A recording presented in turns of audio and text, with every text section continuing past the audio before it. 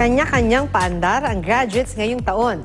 May nag-flash mob sa graduation. At meron ding nag-edit ng kanilang class picture para magmukhang nakapag-bakasyon sila bago gumraduate.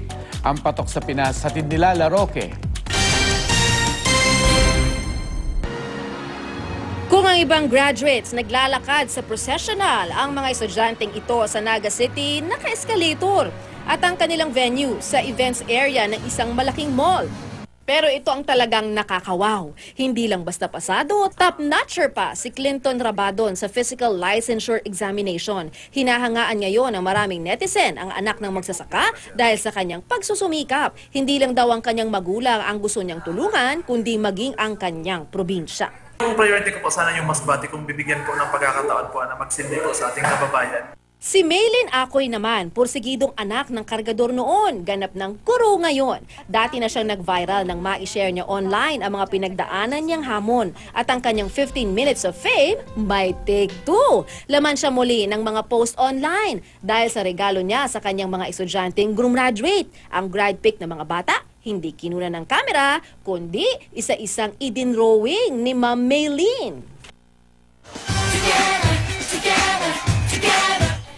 Flash mob naman ang paandar ng graduating students sa isang eskwelahan sa Bislig, Surigao del Sur. Ayon sa kanilang principal, stressful ang senior year kaya naisipan nila ang ganitong gimmick para enjoy ang kanilang huling araw sa paaralan. Ang dance cover with matching drone shot pa. Hindi naman daw lahat ng pagpapaalam sa graduation dapat malungkot dahil may kasama itong kwento ng inspirasyon at masasayang alaala. At syempre, dahil may kasinudyang outing, ang lakad ng isang buong section sa Lucena, Quezon, hindi na raw drawing, photo edited na lang. Nakapag-Boracay, nakapag-banana boat, para sailing, helmet diving, zipline, pati cliff diving.